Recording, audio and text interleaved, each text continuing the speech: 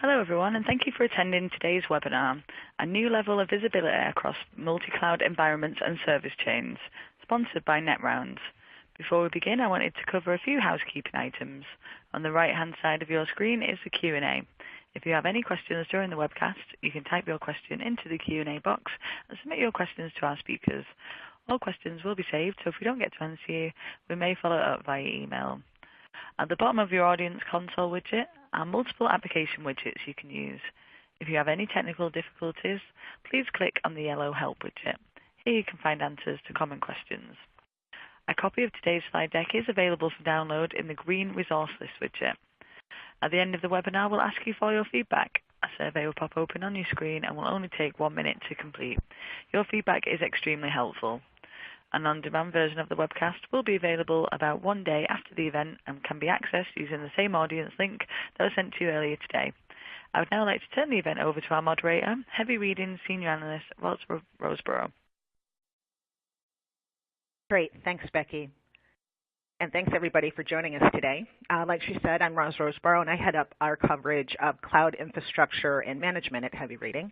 I'm joined today by Matt Nordlund, CEO and co-founder of Netrounds, and by Jonas Krogell, Technical Product Manager at Netrounds. So today I'll be opening things up with a quick look at some operator trends to set the scene for the rest of the discussion, and then I'll turn it over to Matt to provide more explanation about operator challenges. Jonas will go into more detail on the use cases and some of the technical aspects of service chaining, and then Matt will tie it all together at the end.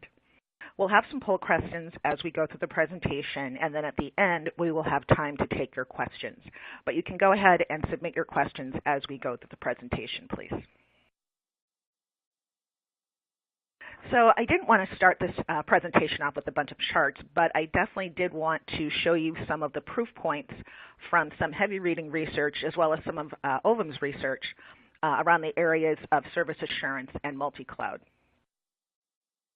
So this first one comes from a survey of Heavy Reading's Thought Leadership Council, which is a small group of operators that are actively engaged in their company's transformations. It confirmed that NFV will indeed be a challenge for their existing approaches to service assurance. It was actually the most significant challenge that was cited, and it was actually higher than both 5G and IoT.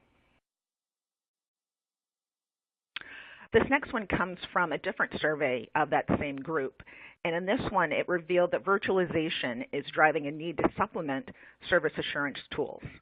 In addition, some of the operators actually said that their current service assurance tools are completely incapable of handling the changes that come along with virtualization. This third point comes from a study of service providers that Heavy Reading did with the Linux Foundation. And in it, we found that more than 85% of the respondents are either using or are planning to use continuous integration or continuous deployment methodologies. This is relevant because it points to the intent to frequently deploy new code, and operators really need to be able to test and ensure that it's not going to negatively impact their operations. This next one comes from yet another Thought Leadership Council survey, and here they confirmed that automation is viewed as critical for service assurance, and most of the others said that it is very important. This fifth point from the Linux Foundation study revealed that the #1 pain point for operators in the context of management and orchestration is multi-domain orchestration. And it was #1 by a large margin over some of the other issues like VNF onboarding. Service assurance itself came in ranked at #4, as the #4 pain point, I should say. This next point also comes from that study with the Linux Foundation, and here we found that complex chained virtualized network services are the #1 use case driving demand for new management and orchestration solutions. And again, like we saw with the last one, it was #1 by a large margin over the next most important use case, which was your more simple virtualized network services like load balancing and firewalls.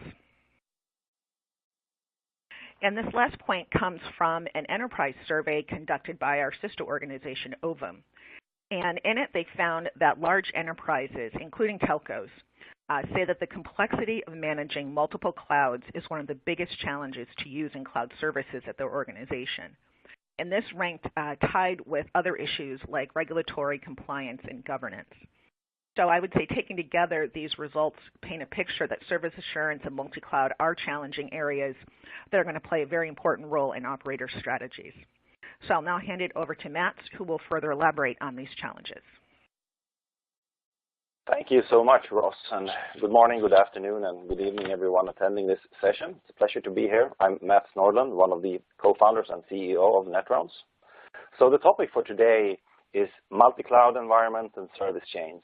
So what is a multi-cloud environment, if we begin there? So a multi-cloud environment is the combination of two or more clouds to form a collection of compute, storage, and networking.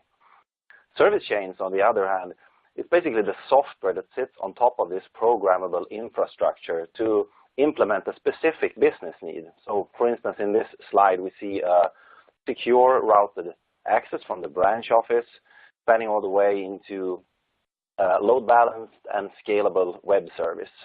So this is multi-clouds and service chains in a very, very simplified view.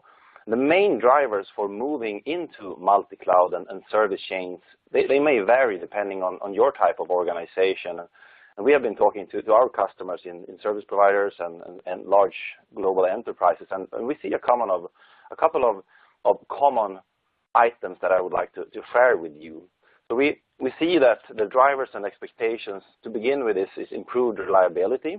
And that comes from, of course, using more than one cloud, so you're not as sensitive of becoming a target for a denial of service attack. But also performance. By deploying workloads closer to end users, employees, and customers, you can achieve higher performance and lower latency. But also by utilizing platform-specific features that are inherent to specific cloud providers, such as specific highly efficient load balancer or storage system.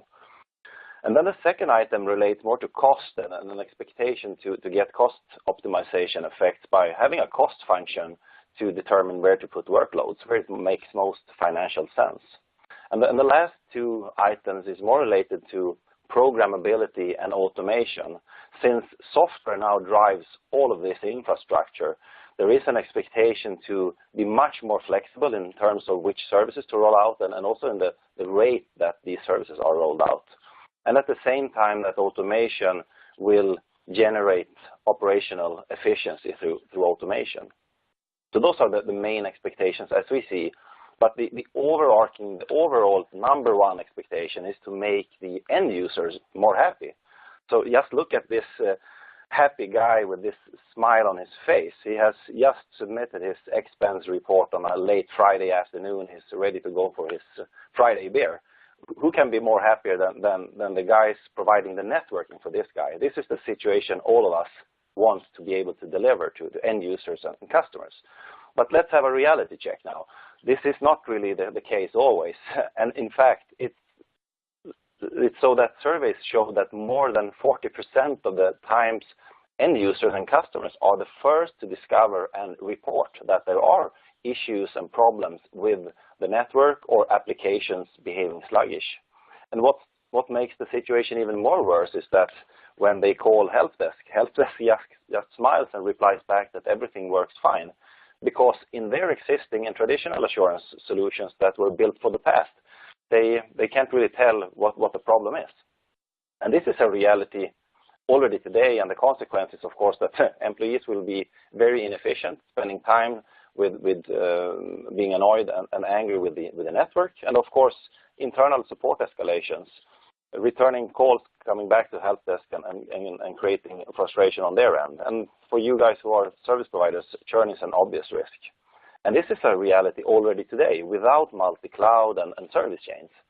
And adding that extra complexity, moving into this new virtualized world, will create an increased complexity in terms of more moving parts and also less visibility.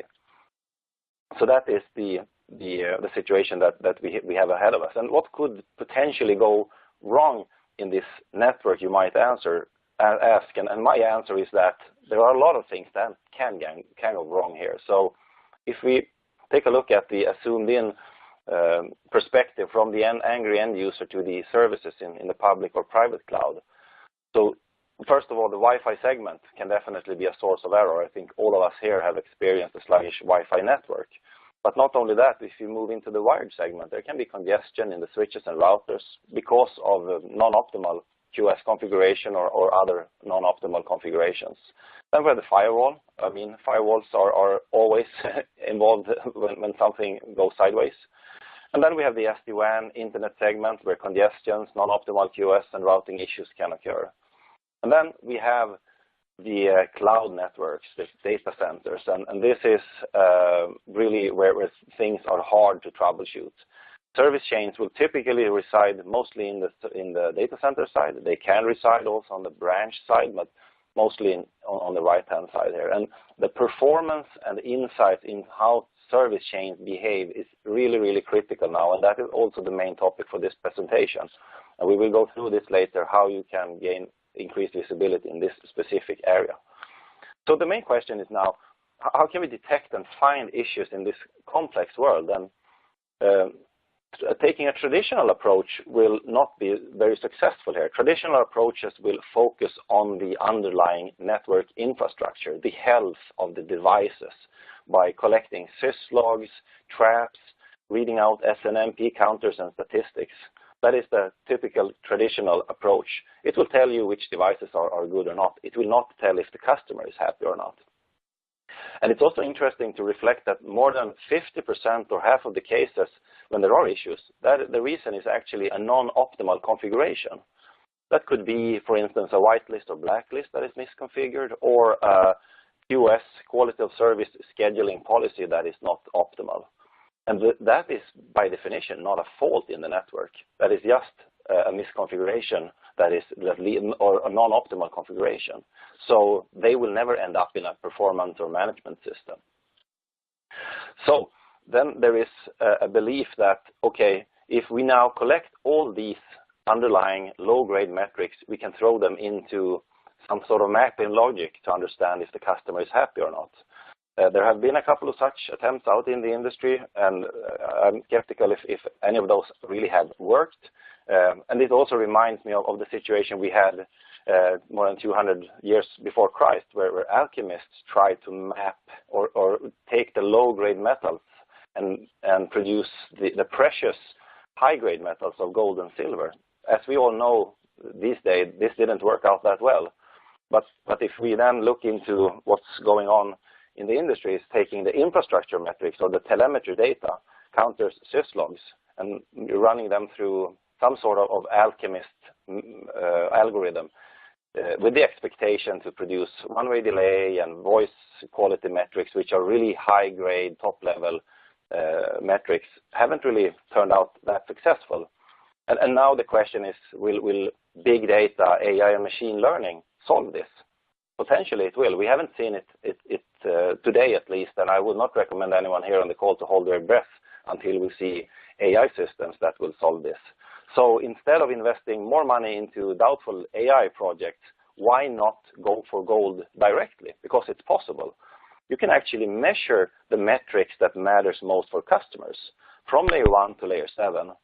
And in order to do this, you require active traffic. It's not possible to passively monitor the status of the interfaces any longer. You need to run traffic on the wire like an end user on the data path. And you need to do this across the domains that are relevant to your organization, from the branch to the core part of the network and into the data center, and even the public clouds. So all these have to be covered. And the key here is to generate active traffic. And this is now possible thanks to the widespread availability of compute. You can now insert software at strategic locations, and you can measure these KPIs straight out from a solution. I think now it's time for a first poll around the audience. So I will hand over back to Roz to run that for you. Great. Thanks very much, Matt. And yes, it is time for our first poll question. So the first one you want to ask today is, what portion of issues or problems are detected and reported by your end users or customers first? Is it very few, Is it many? Is it most of them? Or do you have no clue? So while we wait for folks to answer that, I'm going to throw it back over to Matt and ask you, what do you think it is? I suspect I know the answer, but why don't you tell us what you're expecting to see from this? It depends. Again, going back to if it's operational people, going back to my earlier slide, it might be very few. But I think if we are wearing the hat of an end user ourselves, I think it might be a lot of us have reported problems. I would expect something around many, perhaps. Let's see. Okay, and let's take a look and see what they say. Yep. And it's many, many, and most of them had about a third. Very few, only 20%, and well, interestingly enough, only 16% said they have no clue how many. Yep. So yeah, you were right on there. Yeah, good guess then. Okay, good. So regardless of where you are in improving your methodologies to make your customers happy, I would like to share with you 3 very important steps to ensure that you improve your situation. So first of all, you need to test every time you touch your network. The network being more and more software driven. So every time you push a new configuration, you deliver a new service, or just update an existing service, you need to test. I think we should learn from the automotive industry. Every time you deliver a car, someone has test driven it. We should do the same here. Measure the KPIs that have been sold to the end users, and do this automatically and programmatically. That goes without saying, I think. And then the second step is to continuously, using active methods, monitor the same KPIs again. Not monitor CPU load and monitor other infrastructure device-oriented metrics, but monitor the same voice quality, QoS prioritization, bandwidth, reachability, or whatever you have sold to your customers, or what your employees are expected to achieve in the network. So monitor each service sold or each service deployed in your network. And then if there are violations to those SLA levels that you're expecting, make sure that you can automatically troubleshoot these with basically 0 human intervention. And that requires a system that you can programmatically target to find and spot problems in your network, to assist in troubleshooting and assist healing loops as well. So I think these 3 areas are well covered in Netrounds. So in the rest of the presentation, Jonas will now show how all these 3 together will bring you to a new level of visibility across multi-clouds and service chains. So take it away from here, Jonas. Okay, thank you very much, Matt. So my name is Jonas Krogell, and I'm a technical product manager for Netrounds. And in this section, we're going to talk about how we are currently evolving towards becoming multi-cloud deployed, hybrid clouds, and also how service chains is relevant on a practical level, and how we can help you by utilizing active service assurance to guarantee that we get a smooth transition into the future of networking. But before we start to look at how this is implemented, let's look at how we are evolving towards this. We are coming from what we refer to as classical networking. This is something that all of us are probably very familiar with. This is where we operate our own infrastructure. We deploy switches and routers. We buy connectivity, we buy cables, we spin up or install servers. And that means that we have a very well-known topology. We know where every cable goes in the network. And we know the logical topology and the physical topology. That allows us to collect data using SNMP to understand congestions on interface level. We can collect traps and slice logs to understand if an element is up or down. We have built the redundancy in the network, so we know what devices are redundant and which ones are not okay to fail. And we can ping devices to see if they're up or down. In this environment, we can look at the network and have some kind of idea about, is it congested or is it running fine? Do we have a big issue, or do we think the services are working? However, we are transitioning into becoming more virtual and virtual. I think lots of people on this webinar have hands-on experience with moving physical boxes into virtual network appliances. We're talking about firewalls, routers, VPN gateways, that sort of appliances. When we start doing that, we're putting that into hypervisors, which could be on-prem, but it could also be hosted by a third-party data center, or it could even be running in the public cloud environments. And in these environments, we do have a completely unknown physical topology. We don't know where the cables are. We don't know what congestion levels are happening in the network. We don't know the bottlenecks from CPU perspective, and so on. And we have no idea about how the actual redundancy looks like. And then as a third step, we have what we refer to as network as a service. And this is where instead of deploying virtual appliances, we order a network service from a third party and they implement it using network technology that is unknown to us. We are just the user of a network service at this stage. And essentially, you can say that the network has become a big black box. You just order something and you expect it to work. And this is really what we think in the future. We know that it's available from some vendors today, but we haven't seen a large shift among the customer base to this stage yet. But to better understand this, we would like to take a quick poll to understand where you guys are in this evolution phase. So Roz, could you please push the poll? Yep, here we go. All right, so we would like to ask the audience, where in the network evolution are you currently? Would you say you're in the classical networking that Jonas just described? Are you in the mostly classical with some virtual network appliances in a IaaS or infrastructure as a service mode, or are you all the way to network as a service? So again, we'll give folks about a minute to reply to this. And in the meantime, I will ask Jonas where you think most people are today. Yeah, I'm expecting, I think many will be coming from classic networking to doing some virtual, but I think very few has transitioned to using network as a service. But it's interesting to see the numbers when they pop up. Okay. What I think is, yeah, do you have the numbers? We'll give them a second. Go ahead and finish your last thought, and then I'll go over. Right. So I was just saying that regardless of the type of network you run, it's still relevant to send traffic to it to make sure that it's forwarding packets as expected. It's just that the more you outsource and buy as a service, the more difficult it becomes to troubleshoot this and verify that you are providing a good service without actually testing it. So the passive assurance is becoming more and more challenging the further we're getting on this evolution scale. Right. Okay. All right. Now let's go see what folks said. Yeah. All right. So we've got about two-thirds say mostly classical with some virtual. About a third say they're still in classical networking, and just a handful said that they've actually got network as a service. So, yeah. Again, once again, you guys you're pretty spot on with that. Right. Great mix. So this is pretty much what I thought we would get as outcome here, and it's no surprise, I think, because it takes time to migrate from owning physical boxes into just becoming a buyer of a service.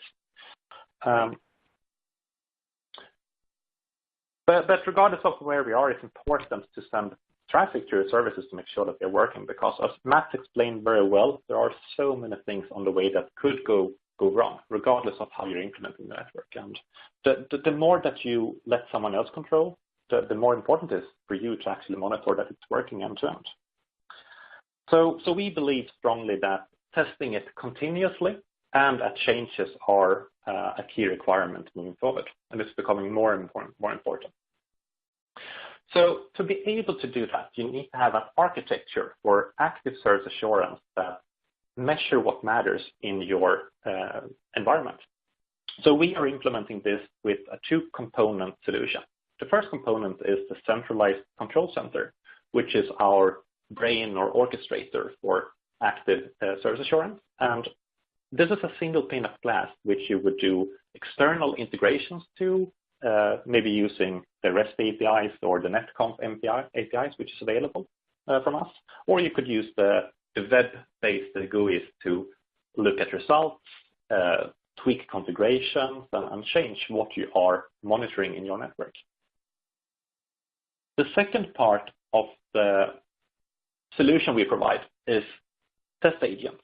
So test agents are intended to be deployed around the network everywhere in the network where you either are hosting services or where you have users. So essentially in all data centers and all relevant office locations or customer locations where it's going to use your services. The control center then instructs the test agents to execute various tests and monitors between each other. And this is done with behaviors similar to normal applications. So we're using the right port numbers, protocol types, the right bit streams, packet sizes, and so on. And that means that we will traverse the network just as normal application traffic does. So we will use the same quality of service definitions. We will pass the same firewalls. We will be routed by the same routers because we're using the service like an end user would be using it. But these test agents can also be used to do external service requests. So we can access resources from external or internal content servers, like subscribing to video streams, doing web requests using HTTP, doing DNS lookups, and even do voice calls. And the third option we have for test agents is to use something called reflection technologies. So one example of this is TVAMP, which is short for two-way active measurement protocol. And that's a standard to measure the network quality from one point to a responder. And the responder could, for example, be a router or a switch. And some vendors would refer to this as IP SLA or TVAMP, or it has a few different names, but technology is the same. So this architecture, you also need to be able to scale over multiple clouds. So you don't want to pick a solution which is specific only to one cloud, because many organizations are probably thinking about how do we go multi-cloud? How do we spread the risk into different areas and different players? And then you need to consider that you have a solution which spans all the big clouds available. And of course, we have support for all the big public clouds and a few private clouds also.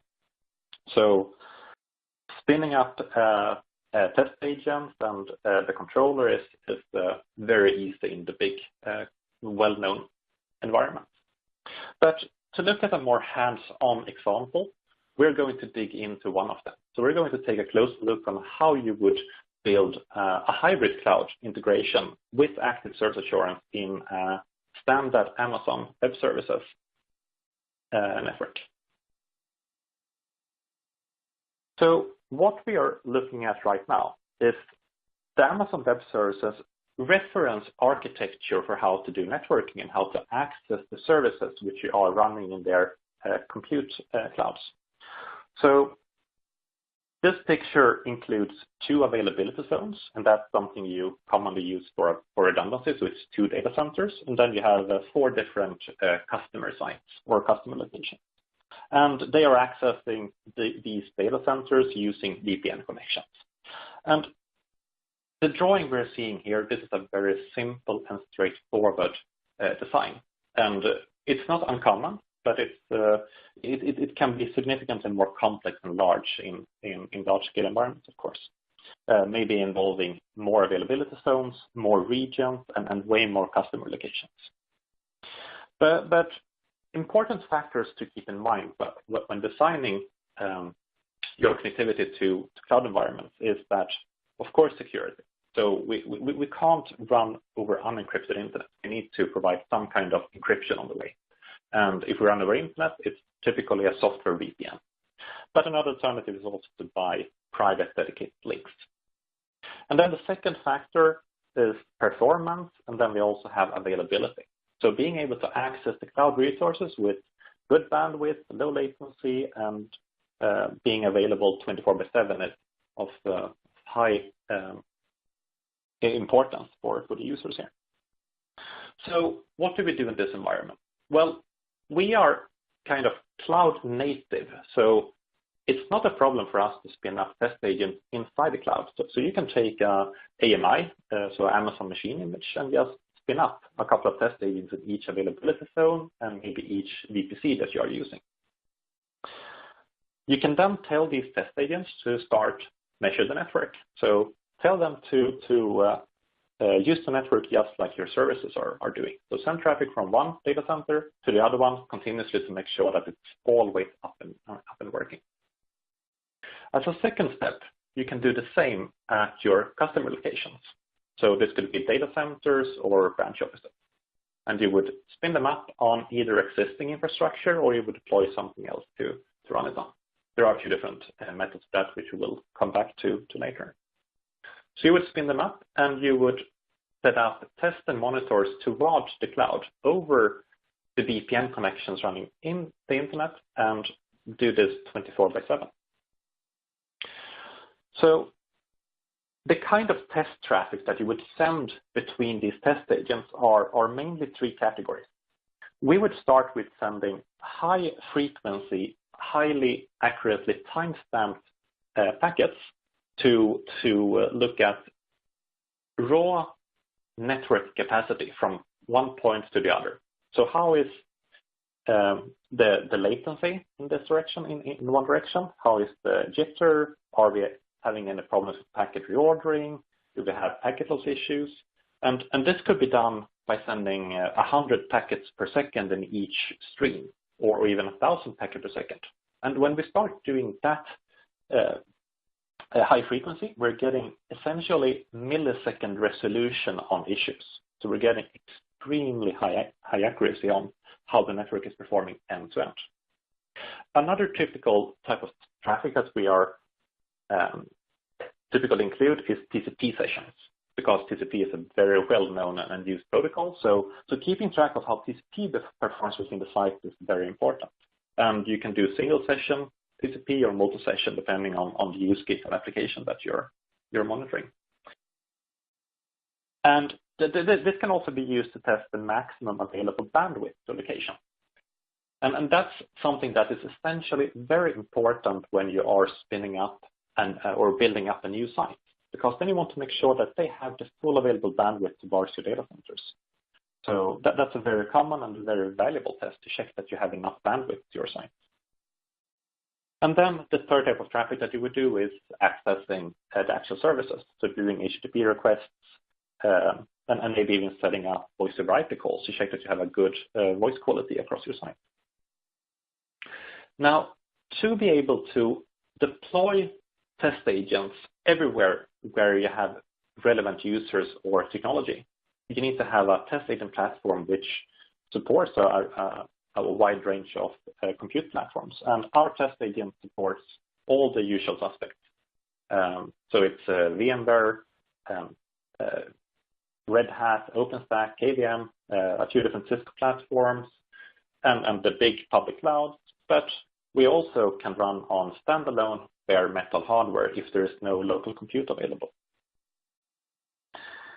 Now, a few key requirements to be able to efficiently deploy test agents on a large scale is that you have a zero-touch deployment model. So that allows you to include deploying test agents in your provisioning scripts and tools.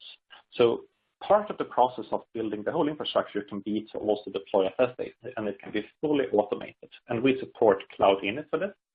So you never have to manually go there and touch the console of it. It just boots up with the correct configuration from the first time you boot it.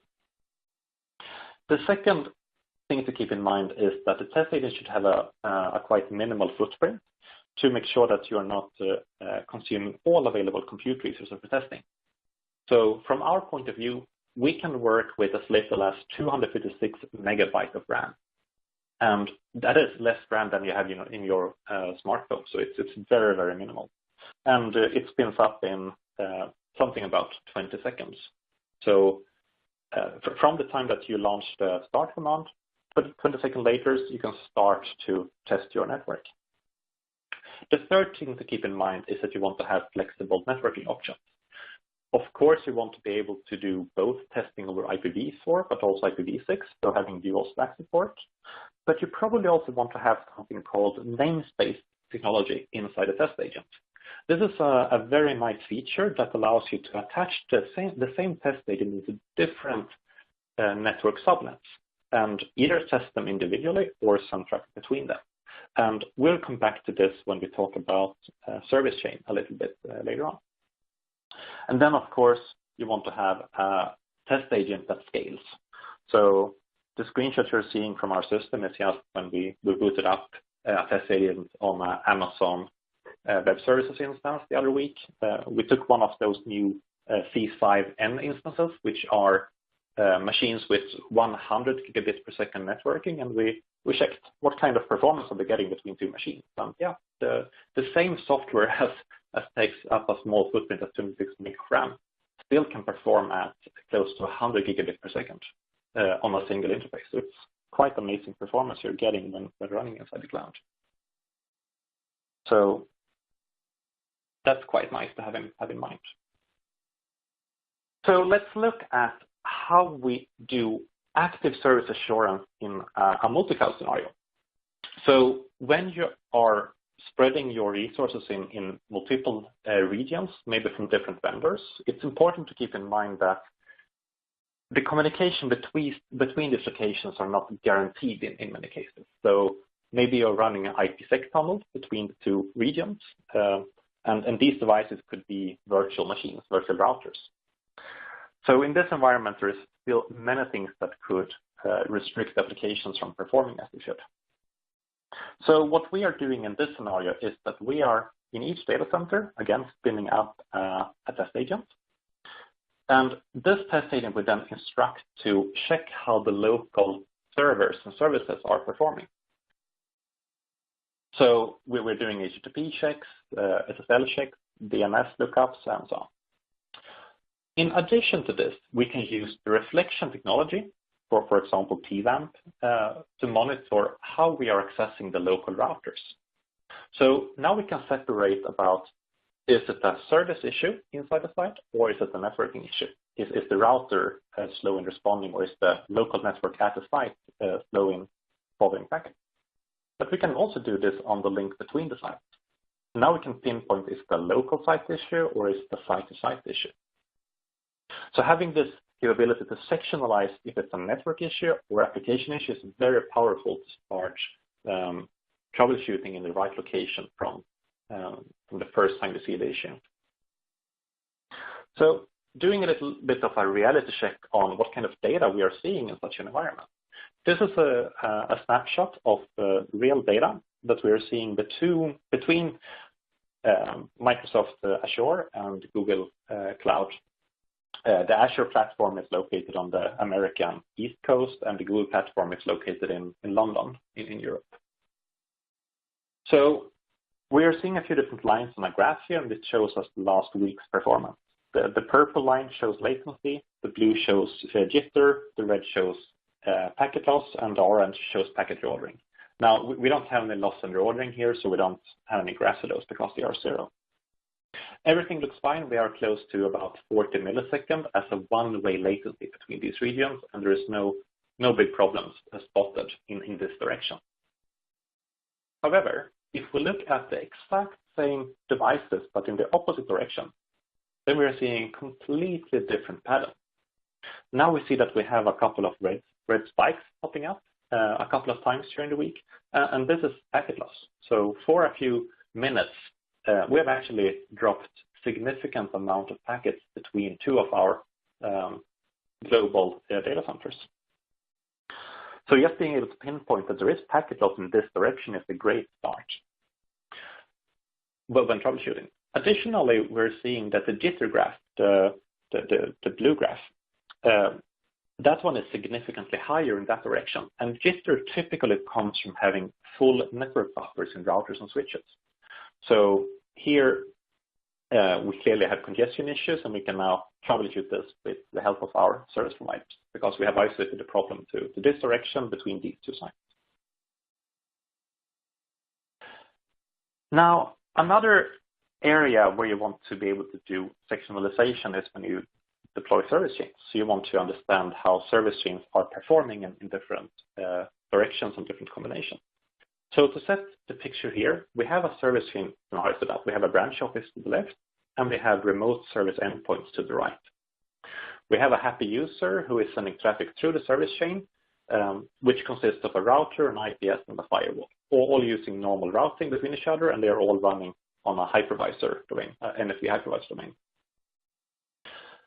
What we can do in this scenario is to deploy a test agent on the same hypervisor domain and give it two network interface cards, one connecting to the left user-facing side and one connecting to the remote wide area network-facing side. And since these are separate routing tables inside the test agent, we can start to send traffic in a loop like this. So we can send it out on one interface and expect it back on the other one.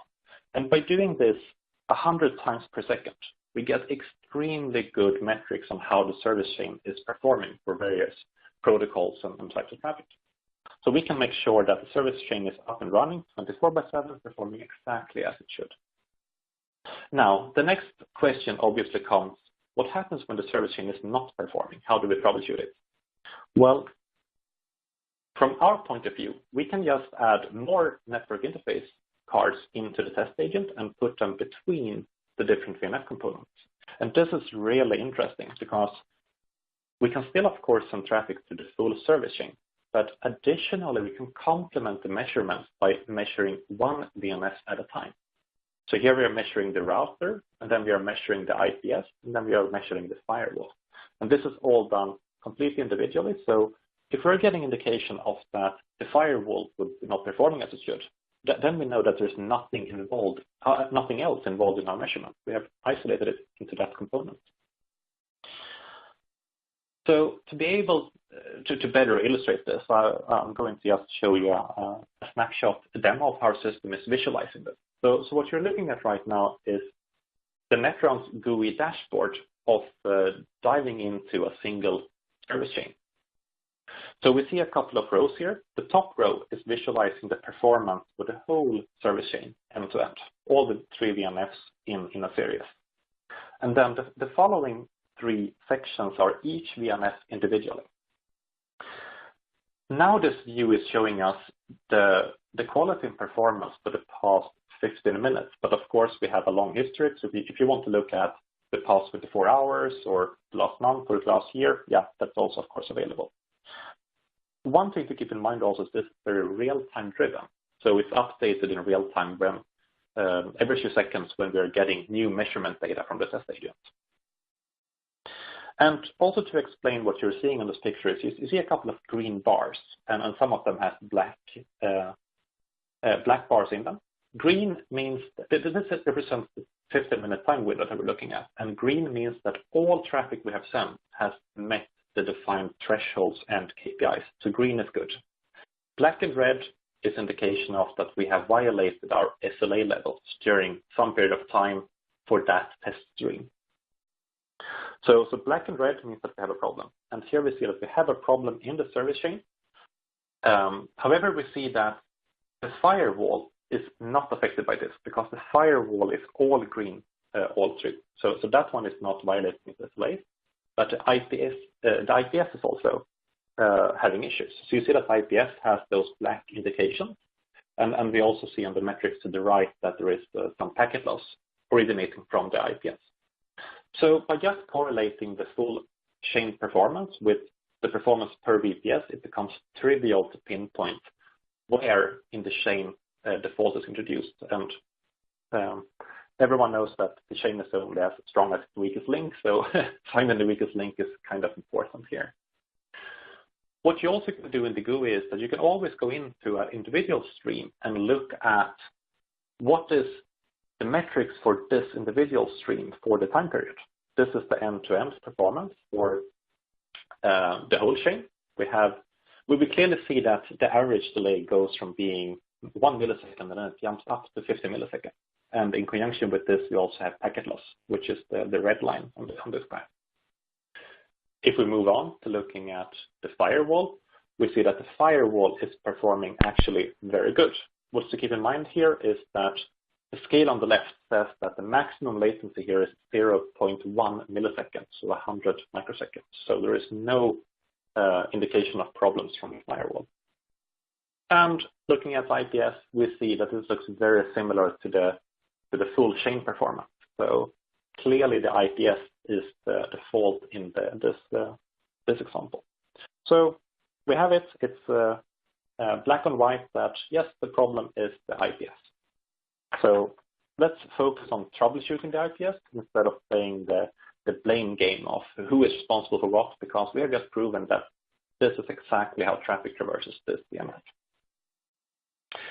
So this is the last part on my part of the presentation. So I'd like to hand back to Roz at this stage to take a quick poll on your feedback on where you see the most benefit of using active service assurance. So Roz, please take it away with the poll. Okay, thanks, Jonas. Yes, we got one more poll question. We want to ask folks, where do you see the most benefit of using active traffic for service assurance? Is it in the validation of changes in either the configuration or firmware, to monitor true end-to-end quality? Is it insight and sectionalization of virtual networks? Or are you maybe not sure yet where you're going to see the greatest benefit? So again, like we've been doing throughout, we'll give folks a few seconds to answer the question, and I will throw it out. I don't know who either Mats or Jonas wants to take a guess as to how this is going to play out, given what you have been talking to your customers about. I can take that one, Jonas. I think, thank you so much, Jonas. Great job. This is basically covering the service life cycle, and I think I would expect perhaps the first one, because virtualization, service chaining, multi-cloud is something a lot of our customers are still moving into, and the first step is to validate that things work from day one. And then over time, when you move into production, monitoring becomes more important, and of course, doing the sectionalization is more into the troubleshooting. But when you really have large deployments, so that's just my take. Let's see what the service says. I'm all excited. All right, let's see if we're 3 for 3 on this one. Surprise! Monitoring true end-to-end quality by a pretty big margin. Yeah, so I actually had thought validation of changes as well. Again, I was mentioning in the beginning of the CI/CD that you want to make sure everything, that you don't break something, but they're saying they want the end-to-end quality, and I think maybe that's getting more into the multi-cloud aspect of it, because there's so many more elements involved in those service chains. So interesting. Yeah. And it's also a little bit what kind of context you have, and the question could also tie back to existing networks as well. So the question is not specifically targeting multi-cloud and service chaining environments. So that could perhaps explain why there is a shift towards monitoring, and that would then mean there is a big gap of monitoring and getting improved visibility of how services perform in existing networks. True. Great. So thanks for that survey also, Ross. So I will wrap up with one more slide before we move into the Q&A session as well. So feel free to start piling up questions, and we will address them shortly. So the key takeaways of this presentation, the demo slides that Jonas has shown also, is that there is a lot to gain by enabling active testing and monitoring in your networks. And just to emphasize also, we are not saying that you should replace your existing infrastructure-centric solutions. They are still needed, and they need to work in pairs. So the existing infrastructure monitoring still has to be there in order to find out when there is a complete node failure, for instance, or if there is a fiber cut. Of course, these systems are really excelling in that area. But when it comes to answering the question, is the customer happy? There are benefits to be gained. And to begin with, if you look at the IT and networking teams, every time they touch the network, either it's a new service delivery or it's an upgrade of an existing configuration, they can validate that. So they don't need to rework it, and they have to spend time over and over to get tickets bouncing back and forward. And then can, of course, then deliver a well-tested service over to the operations teams, so they know that every time they take responsibility for service, it's well tested, and operations will get a real-time visibility into each specific service to be able to answer the question, is the customer happy? Do we deliver on the SLAs that we have sold to the customer? And of course understand if there is something that they need to escalate. The help desk also will have less inbound tickets as a consequence of always testing what's going out in production, and they will have less returning calls since problems are solved the first time. And they can also acknowledge back to end users and employees that there is an issue, we're working on it. So the passive assurance solutions alone are inadequate and unsuitable, so they need to be complemented with active testing and programmable solutions. So you as service providers, you will be able to reduce churn thanks to the increased customer satisfaction, and also improve your margins thanks to reduced operational costs. Enterprises will see an increase in employee efficiency rather than employee frustration of IT being a pain, and also increased customer satisfaction for your services that you deliver to end users. So that's the key takeaway from our end, and I will hand over back to you, Roz, and see if there are any questions that have piled up that we can address, me and Jonas together. All right, so yes, let us take a look at the queue. I do see some questions. I see quite a few questions, actually. We've got about 10 minutes left. So we'll get as many of these as we can, and if we don't get to yours, they can follow up after the call. So let's do the first question. Can test agents be added and configured automatically as part of dynamic orchestration of new VNFs and network slices? That's a perfect question for Jonas. Yes, absolutely. I was just finding my mute button here. So. Yes, so we really come from an optimization background. Everything is available through REST APIs and especially NetConf APIs. So we have done numerous integrations where our test agents are dynamically booted up when a VNF is deployed, and the full end-to-end validation of this is included in the orchestration flow. So that is in our genes, you could say. And a few solutions we have worked with is, for example, we have a tight Cisco NSO integration. So if you're running that, it's trivial to talk to Netrounds test agents. And also things like Cisco SAE is perfect for doing the orchestration part.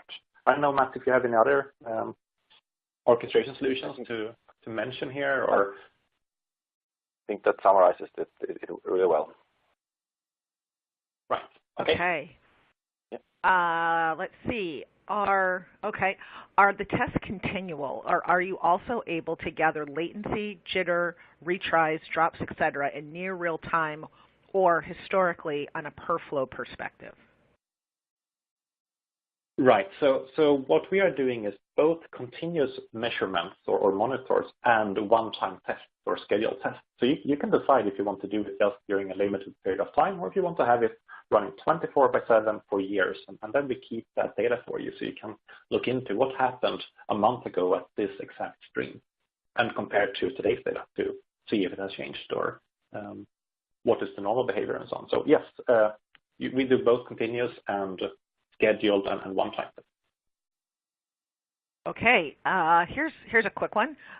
Is Netrounds market more service provider or enterprise? I can take that one. So we are actually targeting both segments. So we are strong in the service provider segment as well as in the larger global enterprises. So which basically are a service provider to their internal users when it comes to large global service providers. So we see a similar requirement and demand from both those segments. Of course, enterprises are not perhaps deploying mobile networks in the same way as service providers do. So you have a slightly different match to the requirement profile for these two segments. But just a note that we just provide one single software, and depending on use case, it's actually a software, how you configure Netrounds, which kind of use cases you're addressing, either enterprise use cases, service provider use cases, doesn't really care. Okay, next question. Do you see the main use cases of this technology in the future to be the CSPs using this technology themselves to monitor quality and find problems, or for the users to monitor it themselves? Kind of somewhat similar question. You just similar, but I think that's a good question also, and I think you can think of a tiered structure. So you have an underlay and overlay. So service providers will always be responsible for their infrastructure and the services they implement on their own infrastructure. So that is a clear use case for service providers to use a solution like Netrounds to understand that it delivers according to expectation. But then the users is more on the overlay, building comprehensive solutions from many different service providers potentially will still benefit and leverage the value of having end-to-end insight from their perspective. And so definitely there are use cases for both enterprises and the service providers. And that's also confirmed by our customer base. Okay. Let's see. Do you have a way to input service bandwidth to check whether you are getting the speed on the given service flow that's been purchased if rate is part of the service? So I can take that one. That is one of our core use cases to measure the available bandwidth between two locations and either fail or pass that test depending on the achieved result. So we would enter 1 gigabit and then we would test, is the network able to forward 1 gigabit between these two locations, and if it is, then we say that this is meeting the requirements. All right. That seems pretty straightforward. So next question, can you comment on how much more valuable this technology will be in a sliced network environment?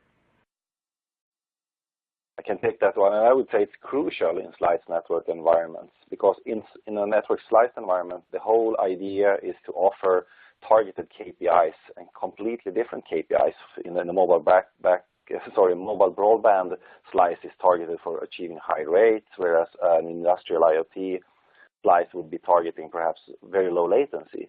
And without having a proper solution that can validate these specific KPIs, it would be really, really difficult to understand if the slices are behaving as expected. So something like Netrounds is crucial in network slicing. And we have built POCs. We showcased one at Mobile World Congress together with Telenor and Rift.io together with Intel already 2 years ago. So this is something we already can solve.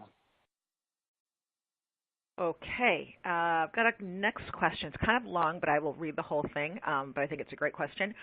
Is this only applicable to high-end business services?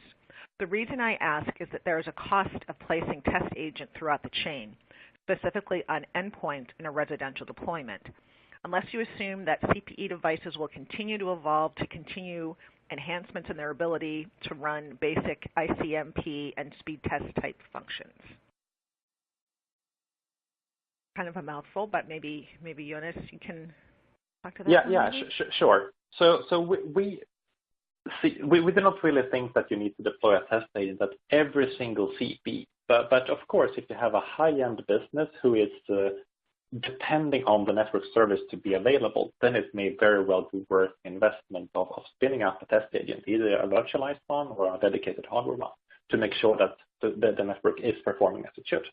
However, for lightweight CPEs, it's always possible to do reflection measurements using T-band, as I talked about a few times, that you are with a high frequency looping traffic towards that device and you just use it as a responder. And that's something that is feasible to deploy on most types of CPE, regardless of if it's a low-end business or a high-end business. So low-end, there is a reflection, and for high-end, we would like to see a test agent there because then you can validate the actual service in a real end-to-end fashion. Okay, let's take a look here. Before I forget, let me push out the survey because I want to make sure we get everyone's input on that. So let me go back to some questions. We've got a few minutes left. Okay, how do you ensure that the test agent itself is not let down by a lack of compute resources or packet processing bottlenecks, which would then give a distorted view of performance? Right, so I can try to answer that one. So the test agent by itself is not sitting in line, so it's sitting beside the user. So if it would be lacking compute resources, it wouldn't impact the user's experience. But of course, the measurements would be skewed if we don't have enough compute resources. Luckily enough, we have a mechanism internally that will identify if we are running out of CPU cycles and then stop doing the measurement because we know that the result will not be valid.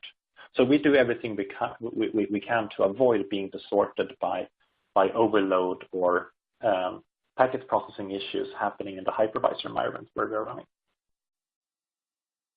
So we would rather give no data back than to give incorrect data. Okay, I think this next question is kind of coming from a similar place. I think maybe the second part of this you didn't touch upon, but I'll read the whole question. Should it not be concerned that in large telco networks running so many test agents that consume compute resources and precious bandwidth? I think you just were addressing that. But also was the cost of life cycle management of the agents. Maybe you can speak to that real quick.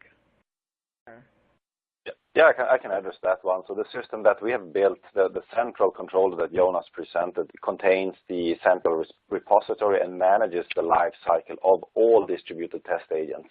So every time there is a need for an update or a modification of the firmware in the test agent, that is handled from the central controller. So there's no need to manually update or do manual life cycle activities on the test agent. So that's automated already in the platform. Okay, and with that, I think we're going to bring it to a close. It's the top of the hour, just a little bit over. So I'd like to thank Jonas and Matt for obviously a very hot topic with lots of new things happening there. So I'd like to thank the audience for sticking with us, and hope everybody has a great rest of your day. Thanks a lot. Thank you so much. Thank you. Bye-bye. Thank you so much, Roz.